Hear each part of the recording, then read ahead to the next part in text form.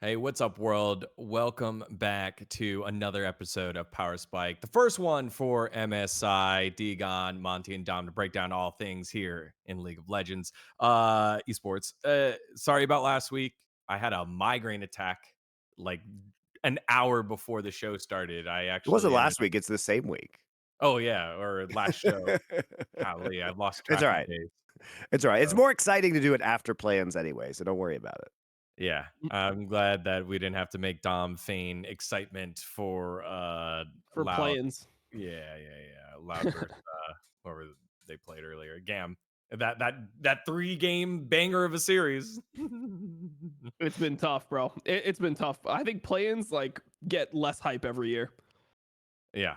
But a lot of To be fair, play-ins were pretty fun last year, but maybe that was just because of novelty. They did not feel as fun this year. Yeah, I think that's why they felt better last year because the format was so much better. It's like, oh, we got a different thing going instead of having to watch 66 best of ones and 3 best of fives. It was actually 69 best of ones the year before, Nice. funnily enough, because they replayed 3 of the best of ones because of the ping issue or whatever. We got best of threes and best of fives, so people are excited for the format. This one, I think it's extra brutal because T1 and top esports were in play-ins, and it's like, sure, maybe there's a world where Fnatic could beat top esports, but even if they did beat top esports, like top esports is just going to beat GAM anyway. So you really just like know which teams are making it out of what of the groups, and all that mattered was FlyQuest versus PSG coming into this. Like, there's no world that T1 loses to any of the teams, so Fly versus PSG is what everyone was just waiting for. And the first matchup doesn't even really matter of Fly versus PSG because they're just going to rematch again, pretty much guaranteed afterwards. So that's the issue I think with play-ins this year. yeah. A lot of other news that happened in the league space, specifically from Europe. Some roster changes, Kenna coming back to KC, Perkz stepping down. We will touch on all these things in this week's episode. If you're watching live, you just got to see Fnatic have a little bit of a scare there from Gigabyte Marines, GAM Esports, but they were able to close it out here 2-0 expected. Monty, just quick thoughts on this most recent series. Look, I mean, I guess you could say I was encouraged by some of Fnatic's play earlier on. I mean, people point to the fact that they were able to take a game off of top esports in the bracket, and like Humanoid had some good performances. I think it's more of a indictment of top esports. Like, we questioned whether like how good Cream would do in his first international event. And, Ari is one of his signature picks, and he looked pretty out of sorts on it. Although I did like, Humanoid's LeBlanc, and Humanoid does power up at international events historically. Also, if you're a Fnatic fan, Oscarinen doing much better than anticipated is a pretty big storyline for Fnatic as a whole, because he was, I think, one of the weaker performers, if not the weakest performer on Fnatic coming into this tournament. Jun continues to look good after a very strong LEC playoffs run. He is just a monster on Renata Glask. I love his aggression and his willingness to flash forward and make the handshake plays, because that has been really crucial to Fnatic's engagement. So the top esports series, I guess there were certainly some encouraging signs, but they were outclassed in the end. And Jackie Love, obviously, like the Jackie Love versus Humanoid game 1 was really exciting. But this is also a match that, very well, if Humanoid hadn't overextended, kind of given up his life around that Baron, it's possibly a 2-0 to Fnatic, which sounds kind of crazy to say. But I think the GAM series, like that game 2, may be a little bit sad with how they were playing it. They were just opting into the Nocturne Ori ult combo experience for a while, and it took them a few fights to kind of figure that out. But I'm glad Fnatic made it through. I do think that overall, they do look better than I thought they would. Dom, Fnatic. Yeah, I think Fnatic looks better. I mean, even Humanoid said in the final interview that for some reason they're playing a lot better. I just have to see how they play in matches that are closer, because right now, like at this MSI, when you're playing against top esports, it's like there's not many expectations. So it's one of those things where, like, sure, you performed better than expectations, but I mean, they still lost, like, and the games that they did lose, it did feel like the balling was a big issue, and that would probably be a consistent issue. So for me, it's more like, how do they perform when they play against teams that are closer in skill to them? Like, I want to see what I'm hoping for in this MSI is I want to see teams that are kind of close to each other play against each other. I have no hope for Fnatic doing anything at this tournament and like potentially winning or anything like that. Obviously, It's all right. right? They're up So, against Gen.G in the first round. Surely it's yeah, going to go really well for them. yeah. I mean, they said that would be the harder match for them. So when they get 3-0'd by Gen.G, it's like, shit, man. If they played against BLG, maybe they would have got a game. But I think that for them, like what I want to see out of this tournament, I want to see Fnatic play against TL. Like, I think that matchup could be good. I would like to see G2 play against TL at some point.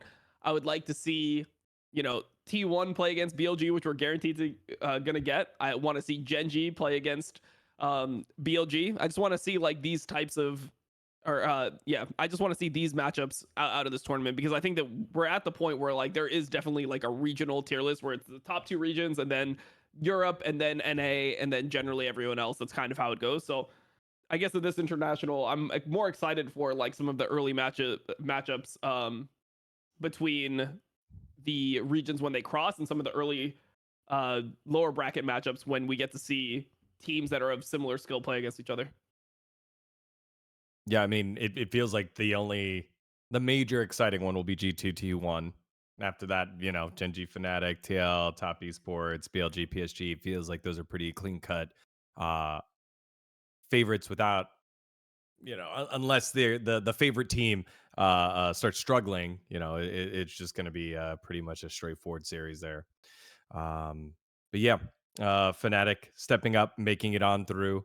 Opposite side, FlyQuest and PSG. That was the other series that we watched earlier. Pretty difficult. We won't go super hard on the indictment of FlyQuest because we'll get to that in one of our segments. But what'd you make of the series here, Monty? I mean, just disappointing. Like, I guess I thought the first series was rather disappointing as well. Yes, they won, but game 1 was really kind of shaky, where FlyQuest forgot to play side lanes a lot of the time.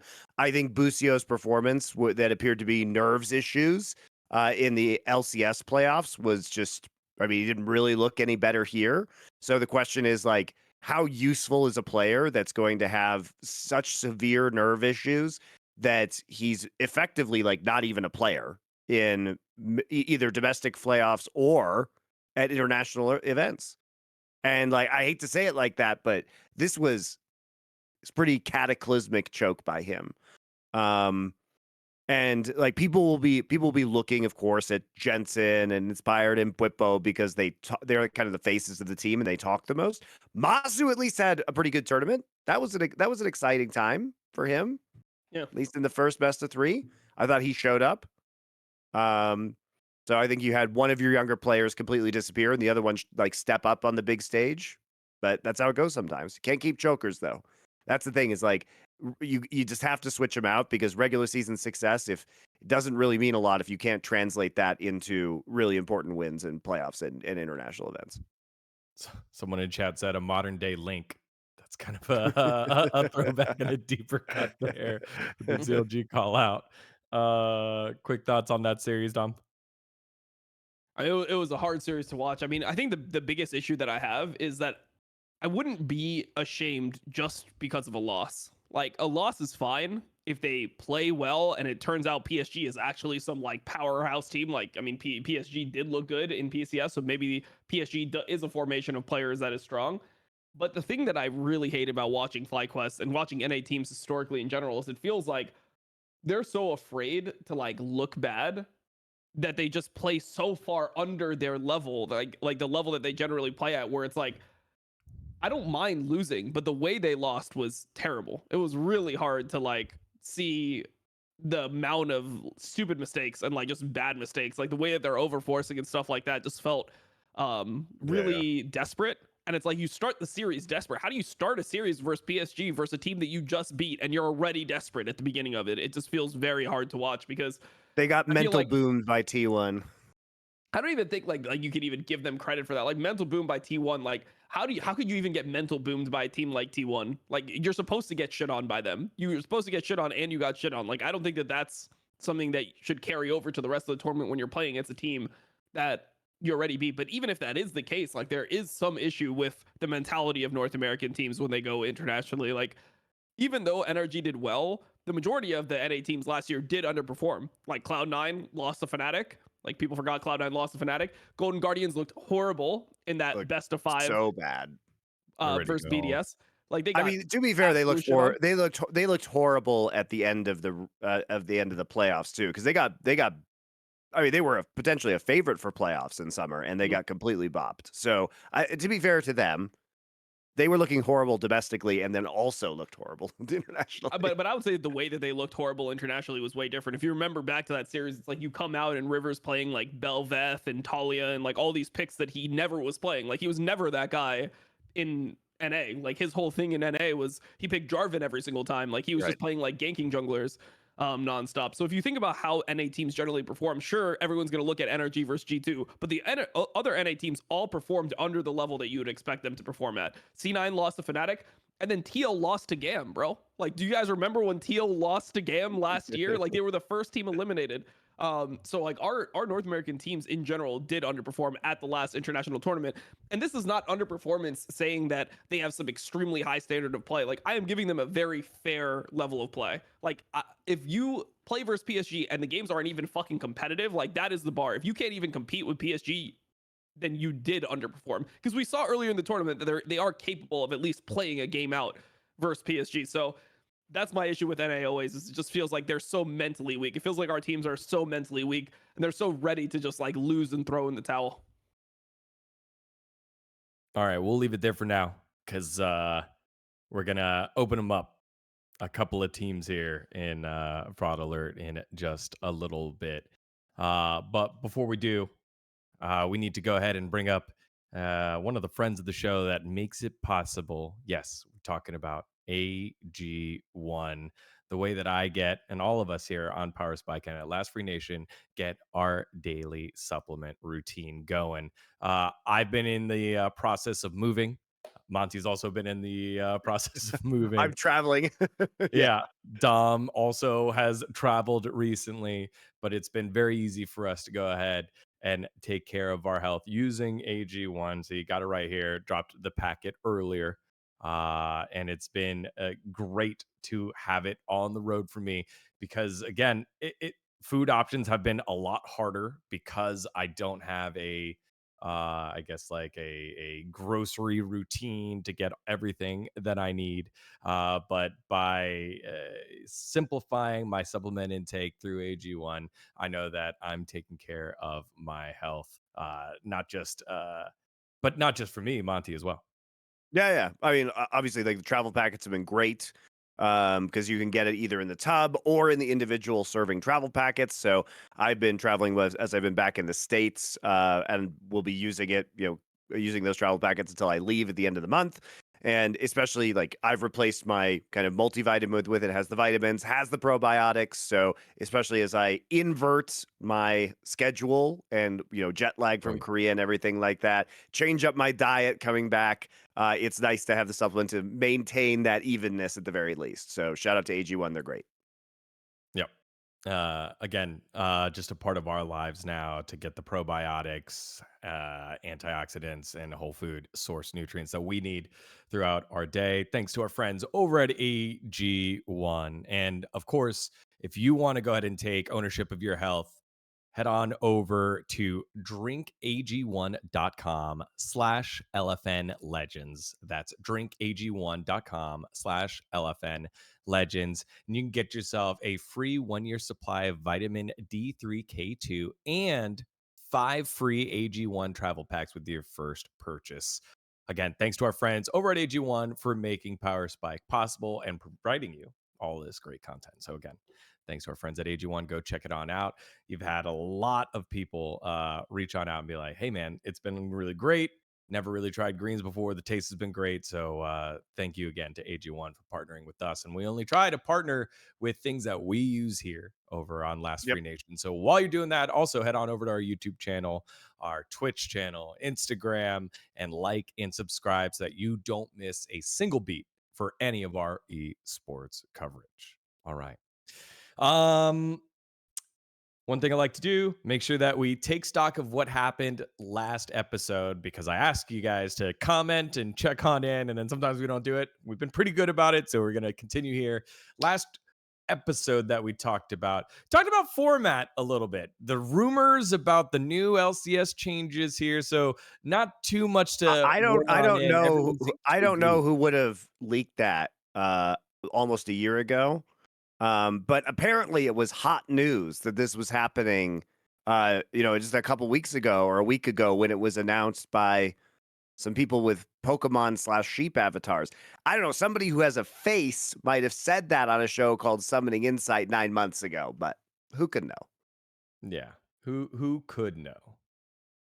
The sheep, Eevee as well, the sheep and the fox. The source was me 9 months ago. Yeah, feels like most of our audience is in agreement. Best of three, double round robin would be the favorite thing, but at least getting best of one or best of three single round robin is better than just best of ones. Just kind of I mean, flipping it. the tragic thing is honestly that you can do so many different formats with 8 teams. 8 teams are actually significantly easier to deal with in terms of formats than 10 teams. You could basically just do 2 GSL groups and then mix up the groups between each other and do 2 GSL groups again, all best of 3s. There's lots of things you could do. So I hope they do get a little bit more creative with the format. The other thing that we talked about were Dom, you had an opinion on this, were the in-studio finals. How a little brutal, not the best. One of our commenters, Nub and the Monkey, says, I still remember the entrance to the Korean Air OSL finals. Player stepping off a full-size Flash on a commercial plane, yeah. jetliner was epic. Yep. There's Flash. Yep. Dom, what is your favorite production for a finals? Probably Cross Probably the Jax Anderson performance in God, Detroit no, in 2019. That was my favorite. That's what I like right there. There was a comment in there too about anytime you bring up the Jax Anderson one, it hurts their soul because they now they have to remember the performance itself. Yep. That's what I think. All right. No, I mean, I think my favorite one in recent times is probably the LCK one from this split. I think the LCK one was pretty much perfect. That's like ideal for what I want as a fan. I don't like a musical performance. I like the focus to be on the players. I tune in to League of Legends to watch esports. Like when I tune into LCK finals, I want to be hyped to watch the match between the teams, and I don't care for like any of the other bullshit around it. Why would we care about player stories and matchups and history when I could have dancing augmented reality Ari instead? I don't know. I mean, it's also different. Like maybe that's good for like some like viewers and stuff. But I'm on stream. I can't just like fap it like right there. Like I have to fucking like what You're can I no do with loco that bullshit? doco. You know what I mean? Yeah. Like, maybe if I was a VTuber, I could fucking get away with that shit. But like, come on, like what is going on?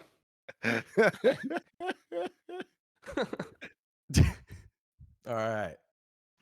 My favorite were the 2 10-year anniversaries, LCK and LCSs. Those were fun. Whenever you're able to pay homage to players that came before, it's always cool to see that.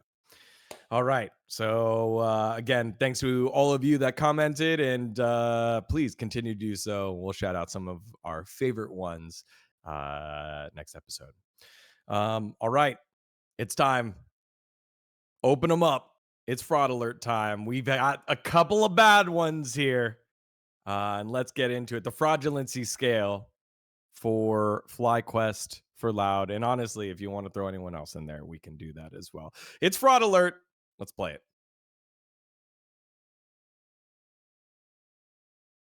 Some disappointments all around. Not everyone can make it out of the play-ins into the knockout stage, but who did Thank it God, hurt it the makes a most? better knockout stage. Holy moly. This is the best thing. We get done with play-ins for 5 days, then the majority of the tournament is just a sick-ass double limb, best of 5, everything barn burner. So thank God not everybody can make it out of lock-ins or MSI play-ins. Yeah.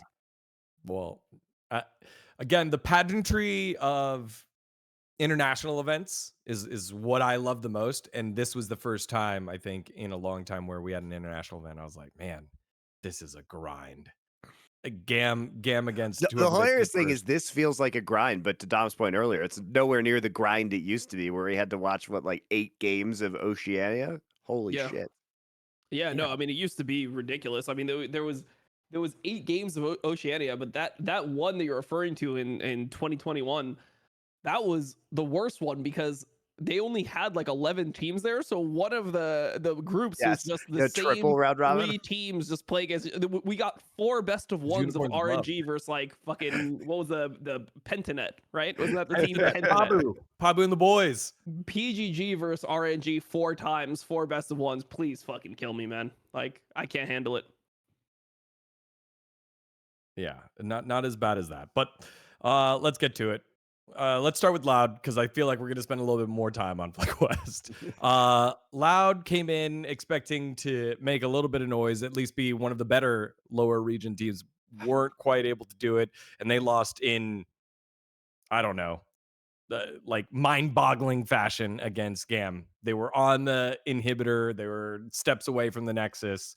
They lose again. They get knocked out. It's a tragedy. You can't fucking lose to Gam if you're Loud, dGon. You can't do it Why not?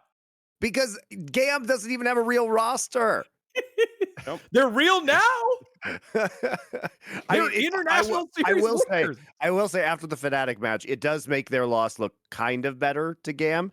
But I mean, Gam is coming in because you guys all know VCS had the giant match fixing scandal. So their mid laner and AD carry were literally yeeted out of this team, and they were forced to roll with emergency substitutes. The entire playoffs for VCS was fucked.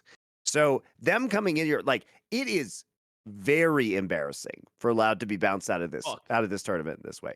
Did we expect them to make it out into the main event of MSI, into the bracket? No, we didn't. We didn't expect that at all.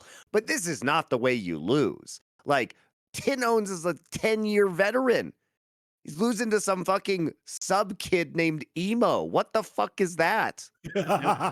Shameful. I did appreciate the casters. Like they just dropped some fucking bangers there with Emo. They did. They used some. There was some ones where they're like, thinks there's like there's no way out. Like they like thinks that there's no other way. Like for Emo when he would like suicide. I don't know. I thought it was pretty good. It was some bangers there, but I mean overall it's an underperformance from Loud. Just straight up, it's just an underperformance. There's nothing else to even really say about it.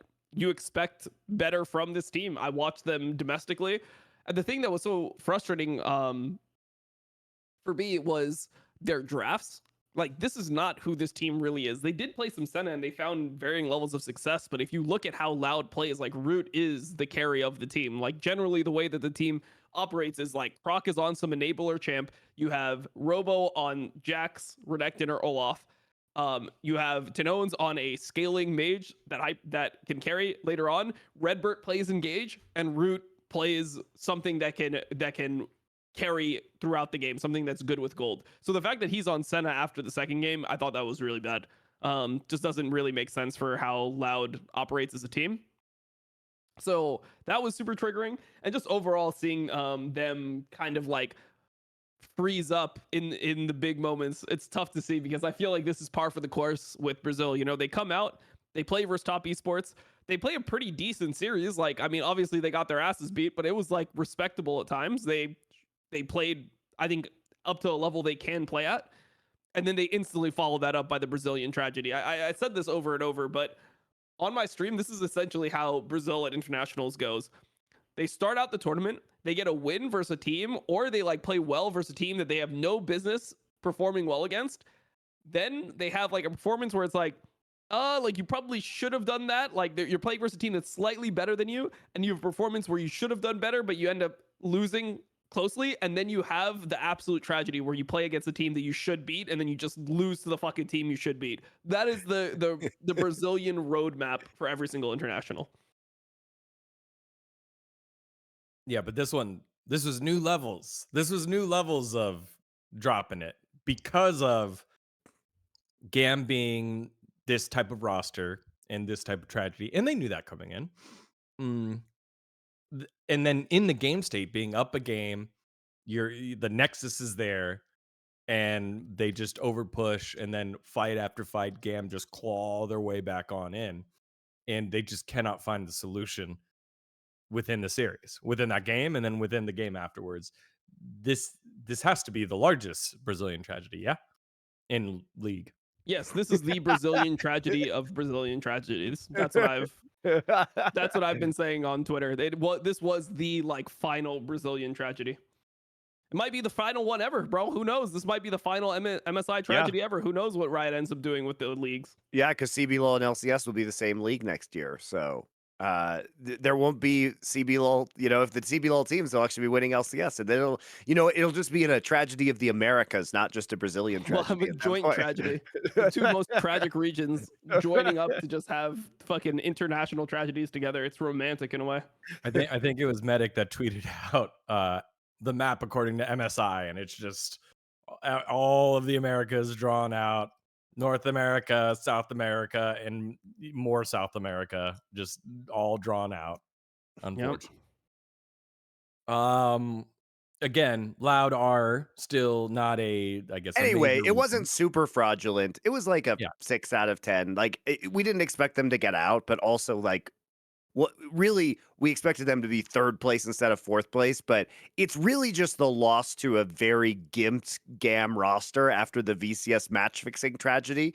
You know, under normal circumstances where we would have had a normal VCS playoffs, this wouldn't be that bad, but that's what ratchets it up to the 5 to 6 territory out of 10 of fraudness. Dom, what do you give for the Brazilian tragedies of Brazilian tragedies? It's a 5 out of 10 Brazilian tragedy.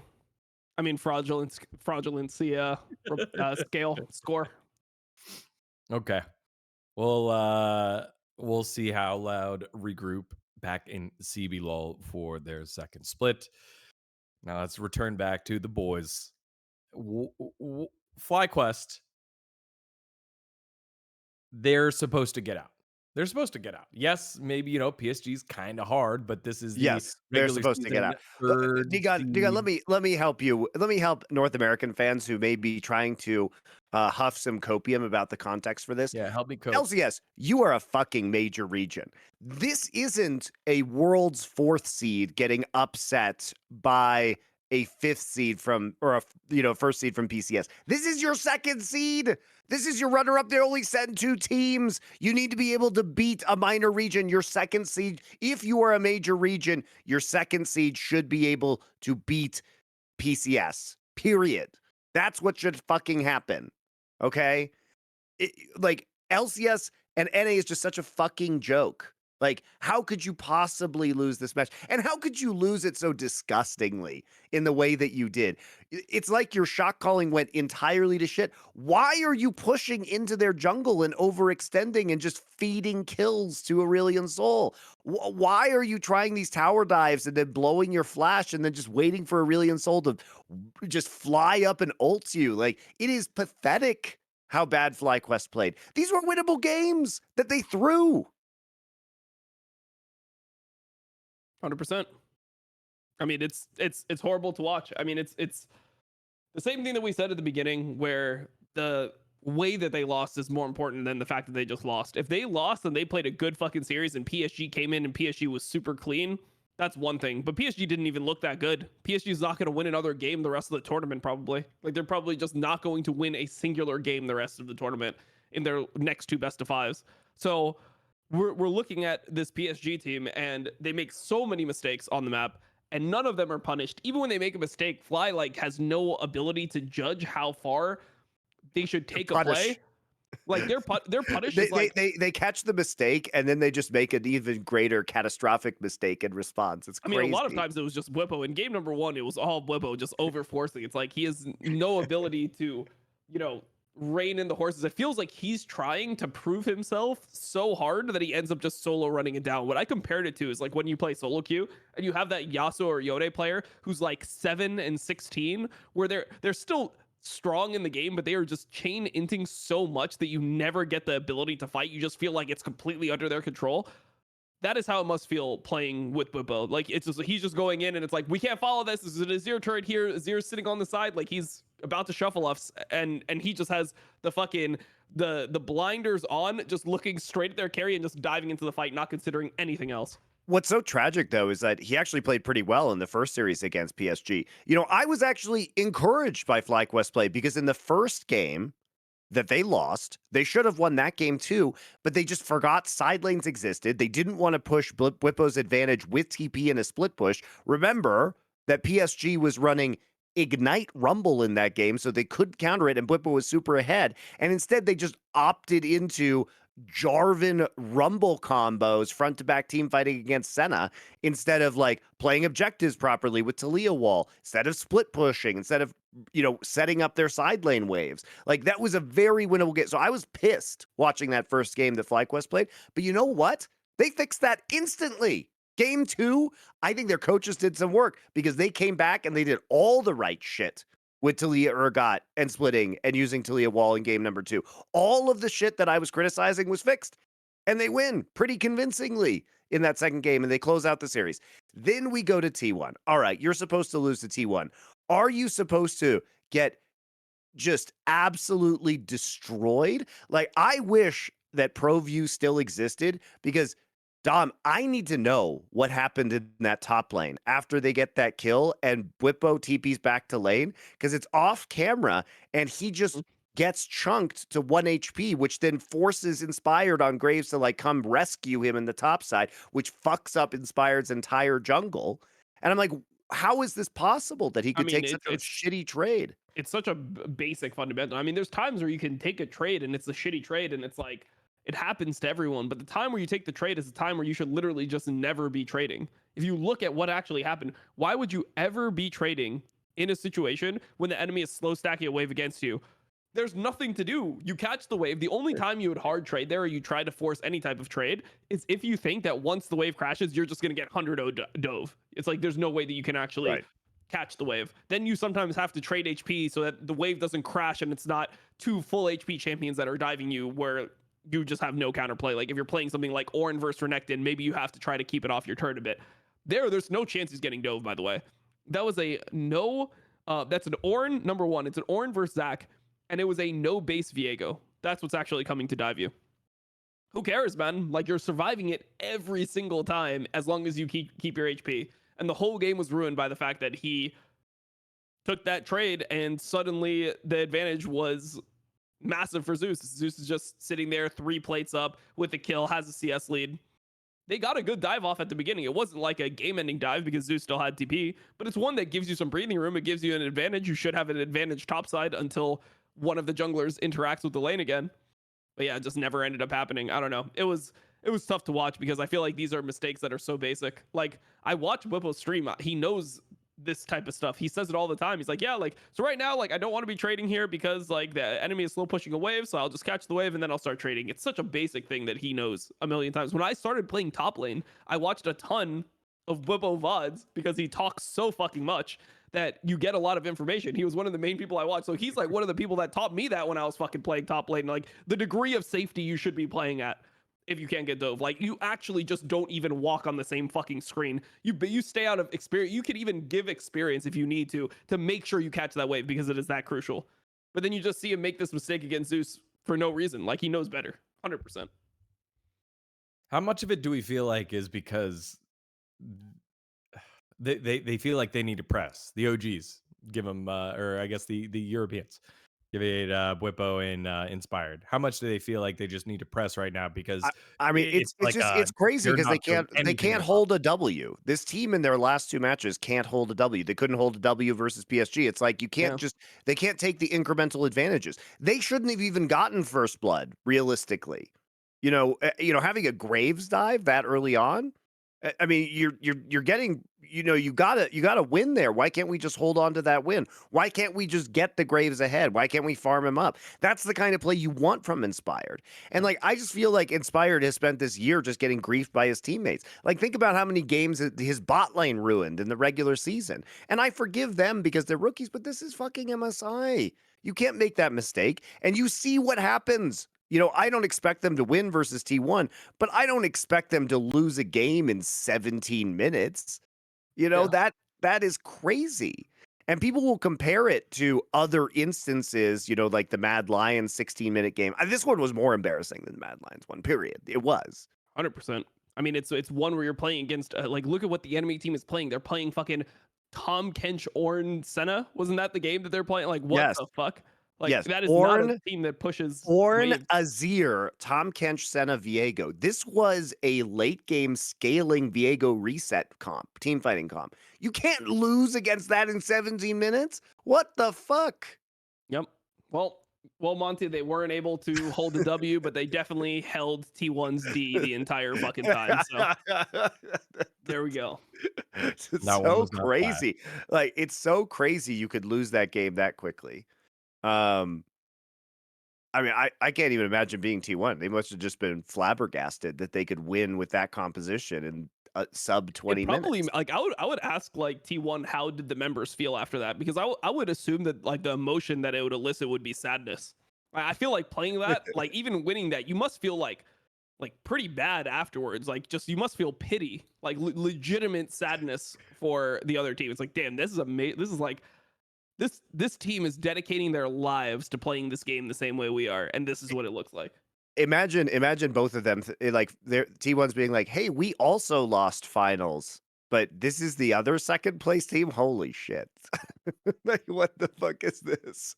These two number twos are not the same." And then also in the second game of that series, I do want to credit T1 because I think they reacted to the strong side invade and lane swap of FlyQuest extremely well, and it was creative, right? Like they left Gumayushi alone in the bot side. Keria used the very strong level 1 that Ashe has to chunk out Jensen, and then they took a really good fight in the top side jungle. So that was really creative by T1, and I do want to, I don't think FlyQuest, that was a super good read. And I think a lot of credit goes to T1 for that.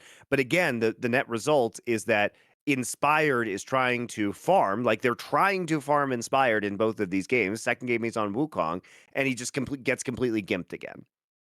So it's a big bummer, but this is incredible dominance by T1 across 2 games. Someone in chat said earlier they had poor Masu go on out there and cry during an interview about what he could do better, while his team is just relentlessly like just not helping him out at all. After we saw he could Masu was the perform. brightest light of this team.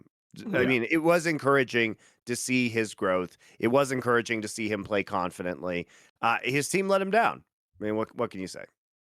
Yeah, it's interesting to clump Masu and Inspired in the same group of damn.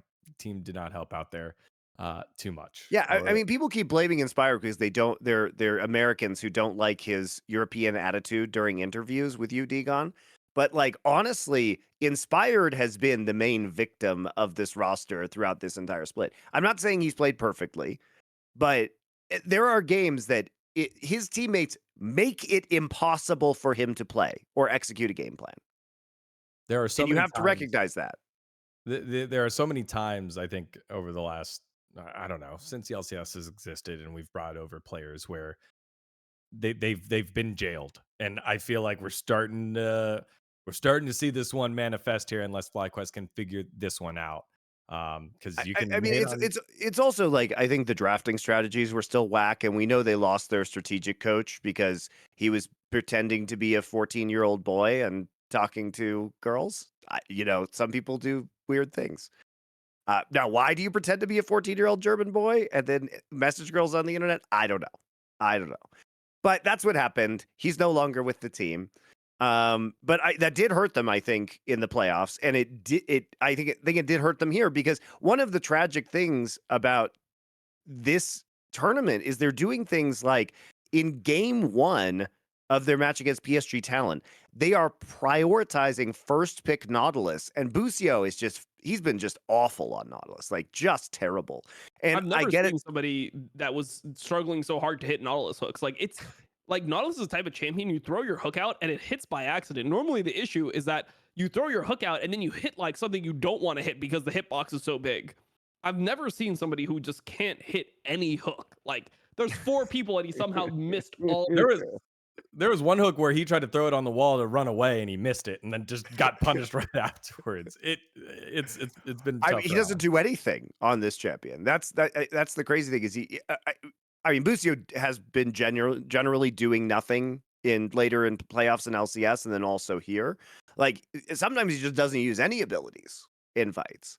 I mean, that Rumble game in the finals was particularly heinous by him in the LCS finals. But, when you prioritize this Nautilus so heavily, like my question is, if you feel that the enemy can't have it, you need to ban that champ then, because your prio cannot be first pick Nautilus. Like it can't be. And also, I question some of their draft decisions, because if I am FlyQuest, I do not give T1 Ashe ever. You should never give T1 Ashe. This is the champion that defines T1's playstyle for the past year. It's a flex pick for them. Gumayushi and Keria are both very good at it, even though obviously they're much more likely to put it in Keria's hands at this point in time. But this is the pick that they cannot have ever. And you give Senna over game 1, which Gumayushi has a 95% win rate on. He only recently in the LCK playoffs lost on it for the first time ever. And then you give them Ashe, which is the most punishing pick you can give T1. And especially, guys, when you know that your bot lane is a rookie, yes, I know they lane swapped, but let's pretend they accidentally find themselves in that lane, or T1 calls the lane swap. Holy shit. Like, you just don't want to be in that double Hail of Blades lane. Like, that is the kryptonite of your team, FlyQuest. Why are we giving them Ashe? Yeah, I mean, I think the reason they gave it to them is because Ashe was simply just left up in a lot of the games in the Gen.G T1 series, where Gen.G was only banning it on red side. So their mentality was like, oh, this is what the team that beat them did. We can do it too, but they are not Gen.G. So they play a different game. So, Dom, I watch your stream like a lot during like, especially during Champ Select, and your prediction rate on the draft is very high. Have you ever been approached to do like draft consulting by a team or anything like that? Because you're constantly calling what the fuck's gonna happen before it happens. Not officially, but like coaches and players will talk to me about like drafts before and after. But for me, it's like, yeah, I mean, I don't know.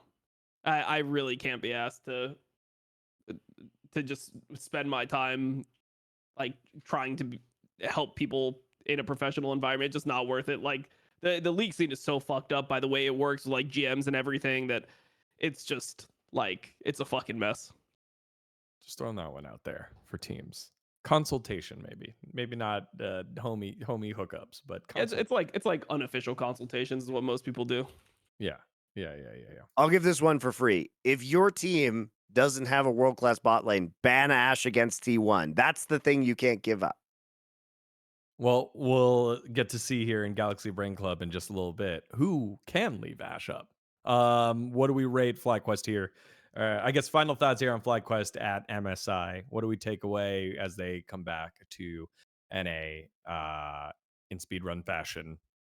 I hope the new version of Cloud9 is good, because I can't watch this fucking team anymore. Yeah, I mean, for me, it's like it's hard, because when I look at this team, it's like the bot lane, I guess, can still grow. So you hope that the bot lane can still grow, and then the top side keeps an even level of performance. But the thing that's sad for me is, like, we know based off this event that you're not like your ceiling is not that high with this roster in terms of like what the top side's going to be able to do.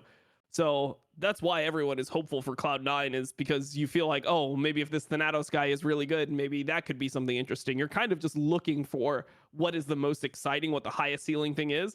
Because even if FlyQuest ends up like winning NA and they go back, I don't see how it could be much better than this versus top teams.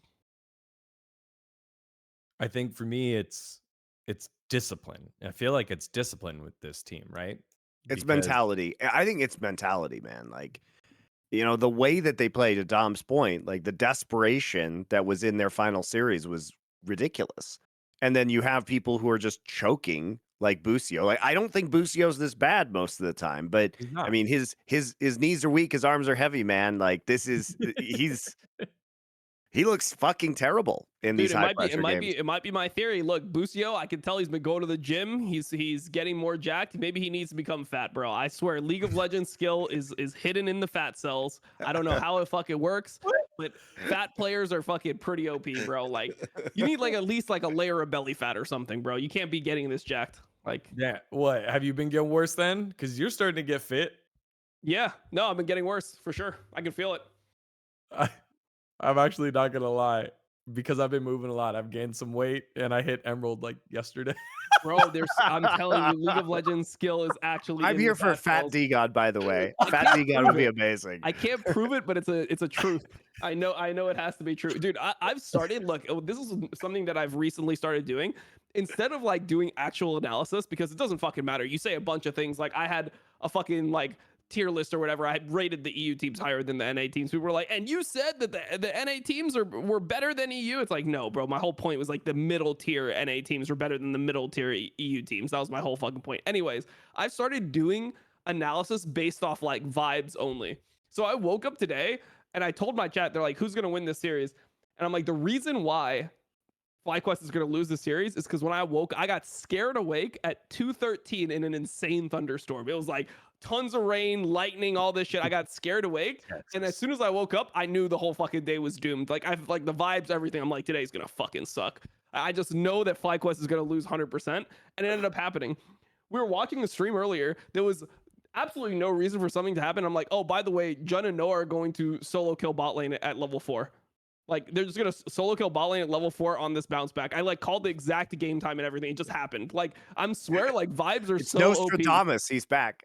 Yes, you just gotta go off only vibes. Like who cares about analysis? Just say some random fucking bullshit, and then like if you say something abstract enough, if it happens, you're like a god, and if it doesn't happen, it's like it's so easy to play off. It's like it's based off vibes. There's no reasoning. Super OP. Just vibe out. That's how you succeed in life, I think. Give me a number. Give me a number for fraudulency for FlyQuest. Either one of you.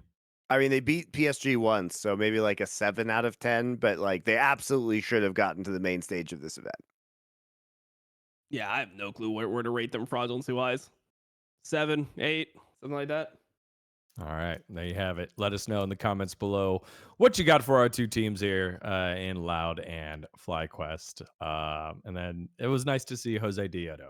Just wanted to throw that one out there as well. Americas are out. The West are now represented by G2 and Fnatic, which lead us to our Galaxy Brain Club, where we talk about the MSI preview for the group stage, because we have the stage set. We did the draw. Let's get into it. Okie dokie. Draw has been done. Let's take a look at what we had for matchups here. Okay. Gen.G Fnatic, Team Liquid, and Top Esports, G2, T1, and BLG versus PSG. Let's get the BLG PSG one out of the way. Key matchup that you want to see. BLG 3-0. Yes. But what do you want to see? Who Gen.G against and the team? Like what, Maple, maybe a Maple shuffle? Like what are we expecting here? I mean, I expect BLG not to just ridiculously int into them like FlyQuest did. I don't think that PSG is actually capable of designing kind of macro plays. The thing is they catch throws and they scale. They truly have become more NA than NA teams. No wonder they won, right? They actually yeah, they actually won the series against FlyQuest by doing the classic NA, pick scaling champs and then catch the throws with scaling champs. The all-time LCS great strategy. I mean, they vibed just harder. Like they didn't even like have like strategies. They kind of just like they like completely butchered the fucking lane swap, and then they just kind of waited for NA to int, and they're like, oh look, Inspired and Whipple are running into our jungle. We'll take 2 free kills on Aurelion Sol and win the entire game. They just vibed out completely. So I think that they're going to get completely fisted by BLG. Yes, It'll be like a fast 3-0. BLG is very hard to win against. Like there's a base level you need to be at that maybe 4 teams are at. Like maybe G2 could potentially like win a game against BLG. There's a base level you need to be at to even be able to play the game against BLG because of how aggressive they play early game and because of how they set up their dives. Like they have set plays. They have things that they repeat every single time. And if you don't have the game knowledge to get through that, you don't even get to play the game. That's the problem with BLG. So that's why I thought that Fnatic would actually lose to BLG harder, and why they should be thankful that they play against Gen.G, because I feel like Gen.G is a team that gives you a little bit more space. Like Gen.G becomes like, they play the game extremely well, but they give you more space to also play the game. They're not playing into you super hard. They're more like controlling you and just like making you play their game, and then they'll just beat you at their own game. Whereas like BLG is more like they're just going to fucking ram it down your throat without consent. Jun's just at the back of your throat. Yep, pretty much. Jun is just at the back of your throat, and fucking Elk and Honor just opening your like opening your mouth for it. Like, it's just fucked So up, that's how it goes. It's true. It's a good that analogy. is just how it goes. That is really how they play. Like, All right. God damn, Okay. it's fucked Thank up. you. That's the vibes for that series breakdown, PLG and PSG. I mean, look, the truth is that none of these first round matchups are likely to be very competitive.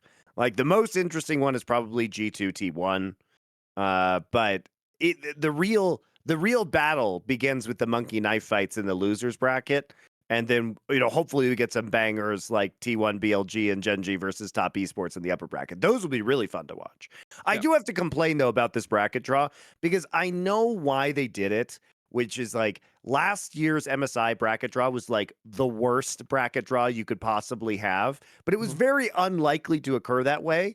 So basically, they took a very low percentage scenario and then decided that we needed to not have any teams from the same regions on the same side of the bracket. But it made the creation of this bracket extremely predictable. There were only like a couple different ways that this bracket could act. Yeah, okay, two possibilities. Yep. That this could shake out. So, it just feels rather forced, the bracket draw. Like last year we got a shitty bracket draw, but at least it was kind of random. This year we just get kind of boring first round, which I guess is, in a way it's what you want, because that way the later rounds are exciting. And maybe we do get to see some more like, well, I mean, with FlyQuest not making it, not necessarily more NA versus EU action, but like, non-Korean versus Chinese teams playing each other in the losers bracket. So, hopefully we'll get some more interregional play in both sides of the bracket, but I don't know. I think I still prefer the old system, even though we did end up with a really shitty bracket draw last year. Let's move on to our next series. Let's go TL and Top Esports. Keep it here in the LPL. First time we'll get to see TL. Remember, they were lauded for their ability to play fast and play aggressive. They were pushing the tempo. By the time that playoffs hit finals, all the teams said that. And now they get to do it against one of the best in the LPL. What are our initial thoughts of this series? Well, at least Cream gets to play against APA instead of Humanoid, so maybe he will do a bit better. JackeyLove versus Yun. I mean, you guys think Yun is fucking great now. So all you plebs who watch LCS, you guys think Yun is fucking great. And because you don't watch LPL, like Doublelift, you think JackeyLove is a piece of shit. So I can't wait for your moment of discovery when you figure out exactly how good JackeyLove is in comparison to Yun. How good JackeyLove is in fucking general, bro. This guy is so fucking insane. And like all I hear is like fucking year-long or like fucking 2-year-old 2-year long. He was good last year too. He didn't have the inting last year.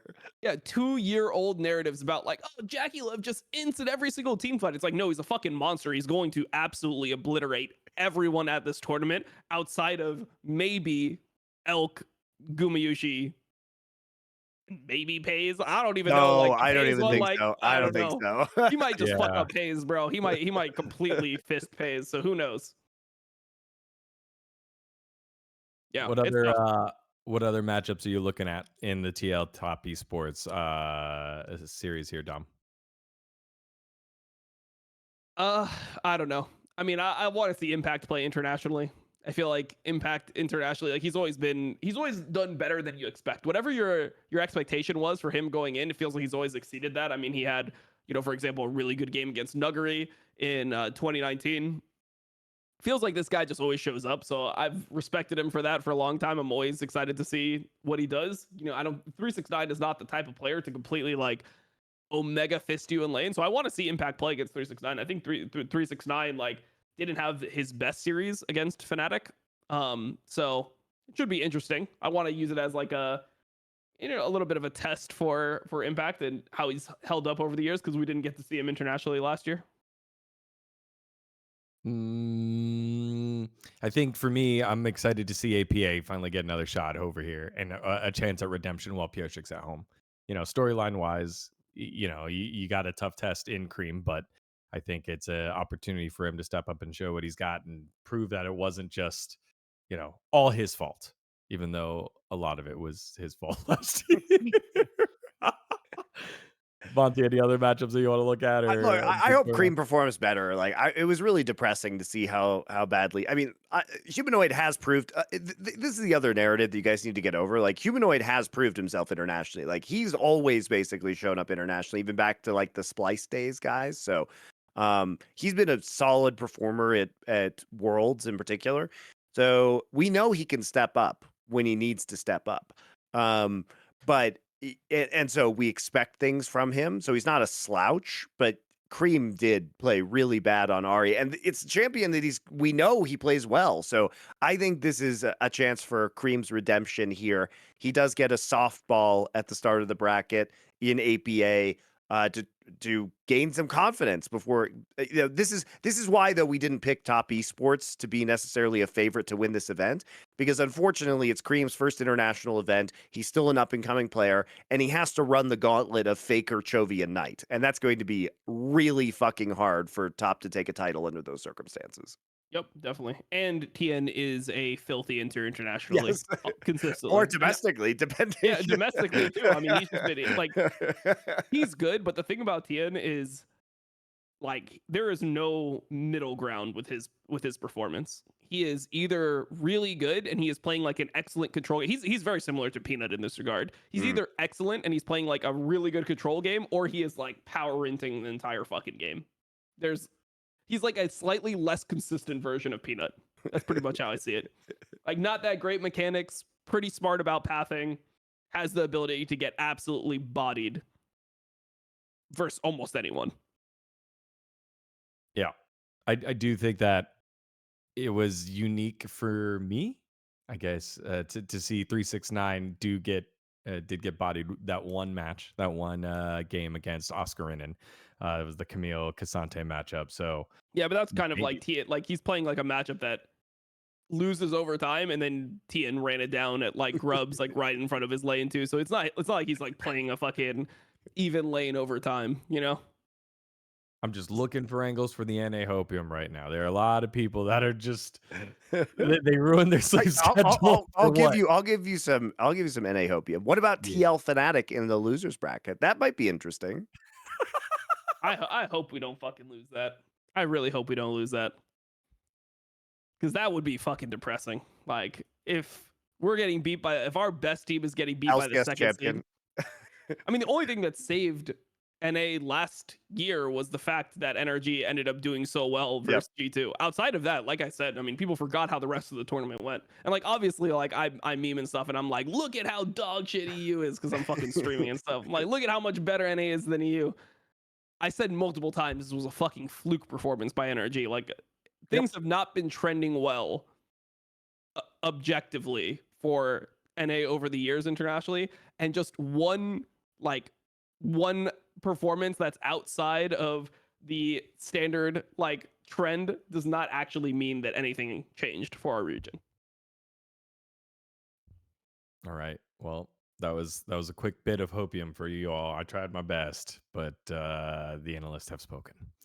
Let's move on to G2 and T1. This is one that we think might be the closest out of all of the opening bracket stages. LEC champion will go up against T1, the world champion. Fun little series here. What are your initial thoughts here, Monty? Well, I mean, I don't think any of the matchups are good, to be clear. But obviously any match with G2 is going to be probably the most interesting. The fun thing about G2 is, like, the losers bracket run for G2 might be very exciting. Especially because I think they will bop PSG if they hit that losers bracket. But I mean G2 is a very good team. Caps has been performing. They've been boot camping for a long time now. coming over to Asia very early in order to practice, much earlier than Fnatic, even though Fnatic played in play-ins. Make of that what you will. We know that they were already resetting themselves for the Korean/Chinese time zone during the LEC finals, which is fucking amazing, by the way. That doesn't even seem like it makes sense. I still don't get that. I don't think I that don't really get it either. because I'm somebody who fucks up my sleep schedule often. And I never actually feel like even if I get on a different sleep schedule, if I'm traveling that whole day, it doesn't feel like I can keep that consistency. If I have to take a fucking 26-hour flight, how do you actually keep that rhythm or that consistency from before finals all the way through? Yeah. Anyway, whatever. I mean, also I don't even know if that's necessarily true. I heard Peter Dunn say that, but I saw G2 players when I was in Europe, and they were up at the time where he says they were sleeping because I was there with them in person. So, don't know. Anyway, I think it'll be a hard match, obviously, for G2. I'm concerned about their bot lane, but they do also probably have more experience lane swapping than probably any other team in the world right now, I would guess. So that's going to be going into their favor because they were scrimming actively with the lane swaps before pretty much anybody else was. And they've been practicing it more both, by themselves in private and then as well as, on basically in live games, right? So I think that could potentially be an advantage for them. But there's also the factor that at this time, the teams have been scrimming enough and scrimming long enough that probably a lot of teams have kind of caught up with them on that front. But yeah, their bot lane's performance hasn't been amazing. T1 looks pretty good so far in this tournament, but I don't read too much into them bopping play-in teams. So could there be an upset? Very unlikely, but I think this is probably going to be the most exciting of the first best of fives. I mean, there's a real possibility that all of the first best of fives are 3-0s. That's not a crazy thing to say. In fact, that's probably the most likely outcome of all outcomes. Yeah. I mean, I'll probably predict a Quadra 3-0. Actually, what are the odds on Quadra 3-0? Holy fuck. Yeah, right there. That's what you should go for, actually. That's what I'm looking at. Jesus. I'm down. What's the most interesting matchup for you here in G2T1, Dom? Most interesting matchup, G2T. I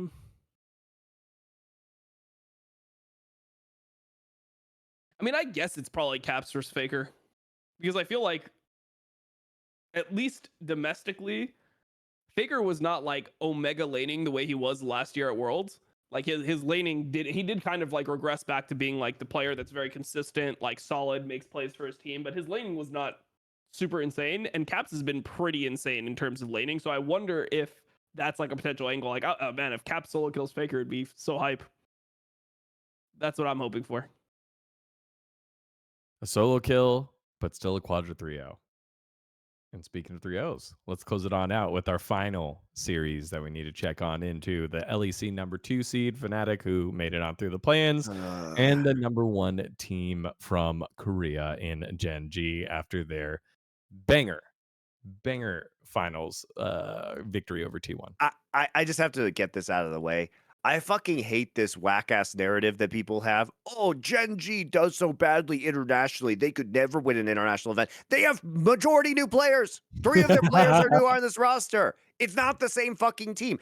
Guys, I hate to tell you this, but just because a team has the same name, if you change all the players, it's actually a different team than it was before. By the way, your shitty-ass Chovy narratives. Chovy actually played well at Worlds last year. It wasn't his fault his fucking team lost. He wasn't choking. 2022 Worlds, did he choke? Yes, he did. 2023 MSI, he choked. Yes. 2023 Worlds, no. Agreed. So I think we'll see a better performance. If anything, you just call the individual players chokers. Call Keen an international choker, absolutely. But Keen stepped up in the LCK playoffs, and he didn't choke, and he also choked historically in LCK playoffs. So, I mean, he choked in summer playoffs last year.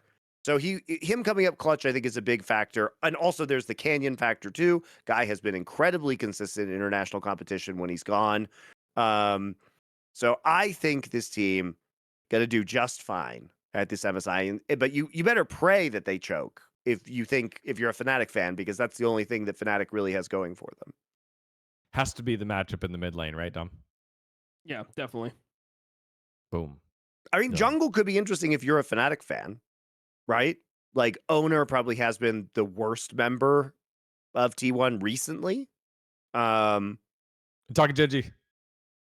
So Canyon. Oh, Gen.G, sorry. Yeah, I'm I'm tired, guys. Yeah. Yeah, Canyon not going to do well, or Canyon Razork is not going to be as interesting as potentially Owner versus Razork could be. But Yeah. All right. Boom. Gen.G Fnatic. Anything else that stands out that we need to hit on before we close it on out? No, I mean, I just think that it's probably one of the it's probably the easiest. Well, I shouldn't say probably. It is the easiest bot lane out of all the Asian teams for Fnatic, and that seems like that is the Fnatic issue, is that when they play against these elite bot lanes, they just can't lane, right? Like, people. This is what I said on stream, because when Humanoid did his interview, he's like, "Man, I think we'd rather play against like BLG than Top Esports, because Top Esports was kind of close to BLG in terms of skill, and we did okay versus Top Esports."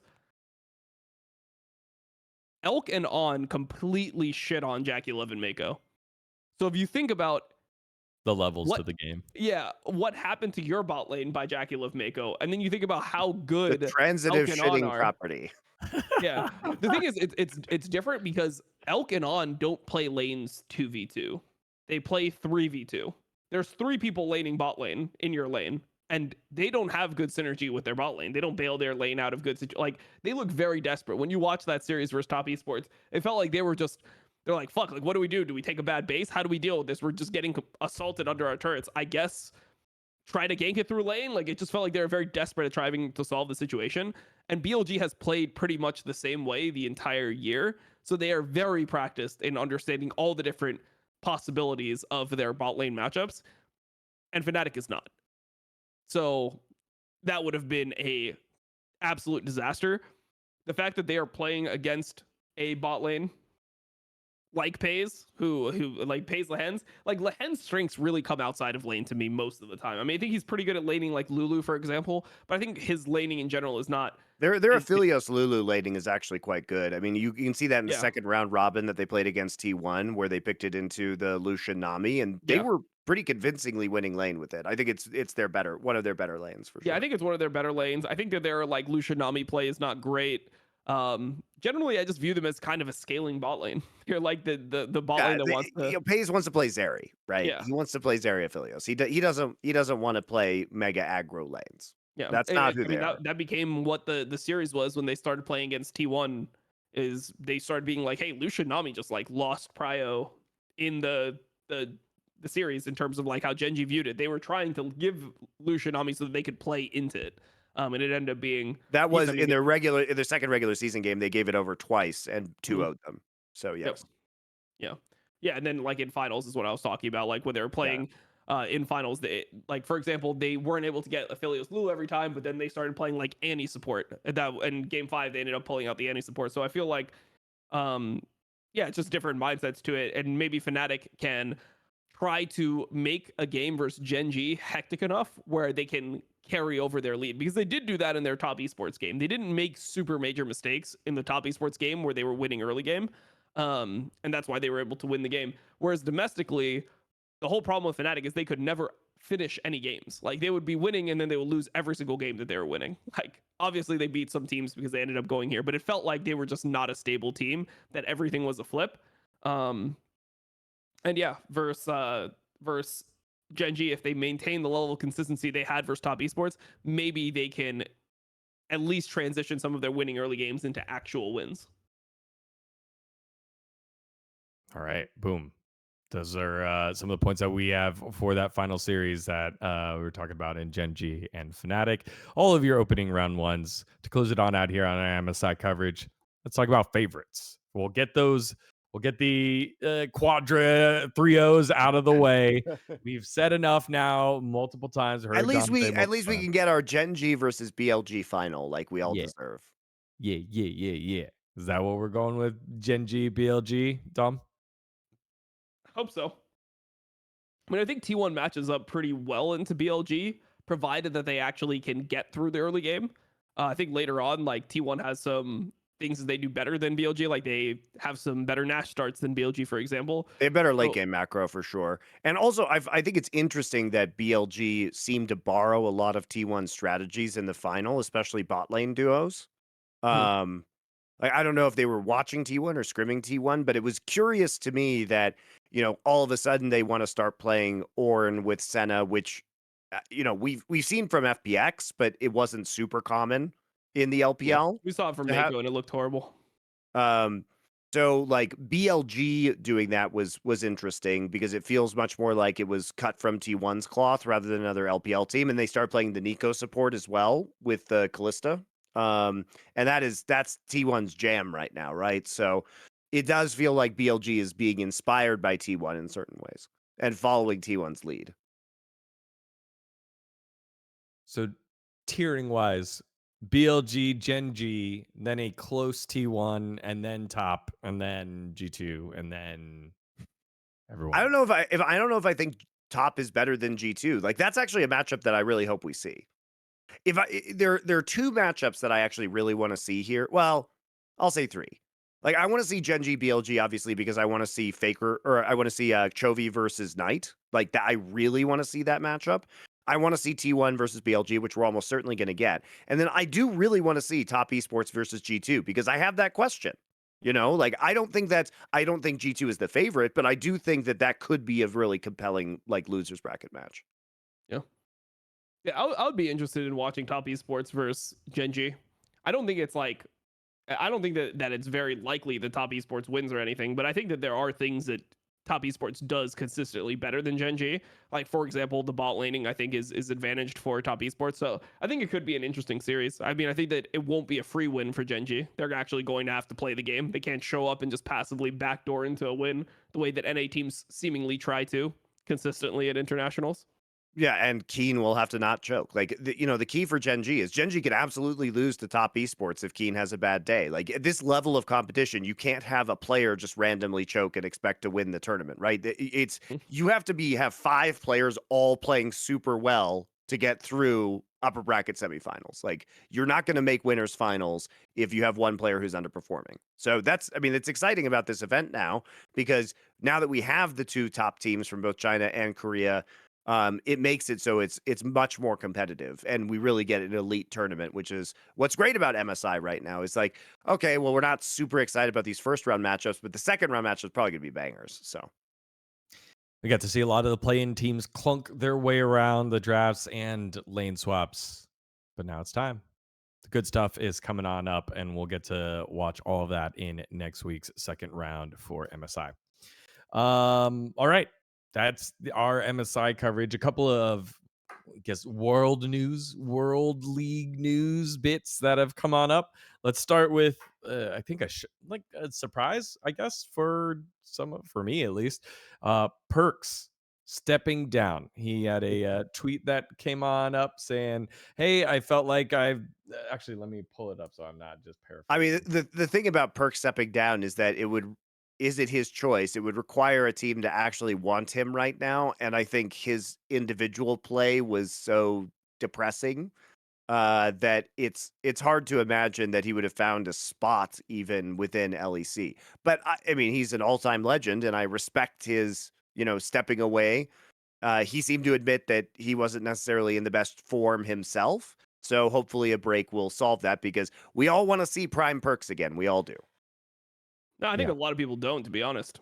I think most people actually love hating on Perkz. Like, What the if fuck you is saw- wrong with people? I mean, look at the reaction in the Reddit thread. Like, if you saw the reaction to him stepping down, like most people are like, "Yeah, you're stepping down," like as if anyone wants you. Like, thank God he's stepping down. Like, everyone just was like, they love to hate on Perkz. And I think it's really like interesting how somebody who is like objectively the second greatest Western player of all time ends up having like a reputation like this where people just act like he fucking sucked. Like people act like his career was like all a fluke. It seems really weird to me because it's like, damn, like what, just because like people don't like his personality, suddenly we can't be objective at all about like how well he played for the majority of his career. Like he was good for the majority of his career, like freakishly good. Yep. Like when he swap to AD. Like he was good enough that he could role swap and still be the best in the region. Like he was the best bot laner in the entire region once he role swapped. Most effectiveness, biggest champion pool, solid on the meta picks at Worlds 2019. He was the best on the Kai'Sa Xayah meta, which is why those champions were banned in finals. Like this guy had such an insane career, so it's kind of like depressing to see how much people have forgot who he really was as a player. Yeah. Just been hitting the hashtag keep smiling, which is what he first tweeted on out when they let him know they were going a different way for the. Well, I think that was a jab at Aranea, but sure. Yeah.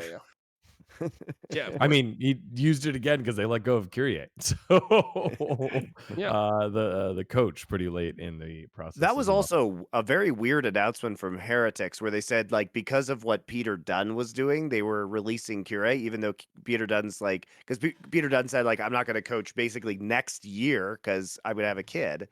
But he's going to continue this year. And then they said, like, oh, we're releasing Cure because of the changes with Peter Dunn, something like that. Except that's not even happening until the end of the year. So I thought that was a really weird announcement. Yeah. Thoughts on Perkz? Let us know in the comments below where you sit on it. Should he find new, or would you want to see him find a new team or not? Yeah, let us know. That's a big one there. One of the legends of Western League of Legends and League of Legends in general. He's in the animations that of the music videos that Monty hates. Next up, I don't hate the ones that are about the players. I don't hate Rise, for example. Rise was probably the best one. I didn't hate the one that they released last year. What was the one last year? The one about Deft. Oh, yeah. I thought they did a lot of nice Easter eggs in there. So no, I don't hate those. I hate KDA. That's what I hate. I hate the non-esports stuff. The one that gets the casual fan so that they buy the skin so that we have the ecosystem that we use. Yes. I mean, I'm pretty confident that League Esports can exist without selling skins. You know, I did actually work for a television company that was broadcasting League of Legends that didn't get any revenue from those skins. So if we just return it to third-party tournament organizers, that would be grand. Soon, maybe. Hopefully. Oh, the Saudis will own it soon. Don't worry about that. Yeah. The other big news that came on out was from the Carmine Corp. They did sign Abadage like we had hoped, but to Carmine Corp Blue, and they promote, right? They promote they blew him, right? Yeah. Oh wow. They promote their current Carmine Corp Blue mid laner, Vladi. I don't know, the Greek something. We're gonna give him a nickname. I'm not sure what yet. If you have a nickname for Vladi for Carmine Corp, let us know in the comments. He'll be stepping on up. They also let go of Stake, which was expected. Another person to take the fall in the coaching staff for Carmine Corp's corpse. They also sign Kana. That's right. That Kana, former T1 Kana. The Kana one is really weird because he wasn't even like super notable, I would say, on his role in D+. Basically, you know, he had his time on T1, got replaced by Zeus. Then he was kind of bopping around. He was like super good at Renekton on D+ for a while, but he wasn't very versatile. He's not very communicative. He didn't solve their shot calling issues. So I guess it's just going to be another person on Carmine Corp who doesn't talk, but I guess he can lane better than Cabashard, so there's a win. Yeah, so Kana's a pretty good player. Like, he's all right, but it's, you know, it doesn't fill me with excitement to see this roster announcement about Kana. Yeah, any thoughts either way here, Dom, about Carmine Corp using this to solve their issues? I think they'll be marginally better. I think they're like, look, I don't know how good Vladi is, but he can't be as bad as Sakin, surely, right? Famous last words. I have no idea how good this guy is. I mean, I've watched him in EMEA. He seemed fine. Like I've heard good things from people that have laned against him. But I just don't see how this team ends up being better at what they sucked at. I think individually they'll be better, and that should be good enough for like a middling ranking, like 7th, 6th, maybe they place like 6th or something after this, but they won't solve any of their late game shot calling issues with this team, and that is the biggest issue that they've had the entire year. Has been their mid to late game has been atrocious. They might even regress just because not having Bo there. Bo was actually the most vocal player in the mid game, so it could get worse. Yeah, I mean, maybe it gets worse, but it won't look worse, even if it does get worse. So who cares? Can't really get worse than double 10th. Triple 10th coming up. Yeah, they'll CREMED be Corp. quadra 10th for upset at that point. Oh yeah, that's right. Quadra 10th for upset. CREMED Corp fans and CREMED Corp haters, let us know what you think about these moves. Does it promote excitement, or you're like, why are we signing kind of? Let us know. And then finally, small one here for North America, just because I like the fit. Immortals signed Inero. So Inero was a casualty over from Golden Guardians when Golden Guardians went boom. He then coached DSG, the Disguised Toast team, to this past split, and now is brought on to an Immortals roster that has young-ish talent in Mask and Castle. Ole has experience with him as well from Golden Guardians, and now is taking control of a youngish team. What do you think of this move? I'm not sure it actually changes anything, but sure.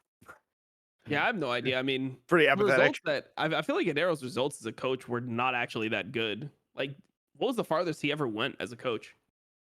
That Golden Guardians roster that got like 5th, 6th. Yeah, I guess it was that one, and then the most recent one. Those two, I guess, as a coach. But he wasn't a coach then, right? Correct, Wasn't he? correct. Yeah. No, So as a coach, he never actually like. He was the GM, right, at that time? Yeah, he was GM at that time. So I don't know. I guess we'll see. I don't see it making that much of a difference with Immortals, but I do think Immortals is better than they showed. Like they don't necessarily have to be last the way they were before. Yeah.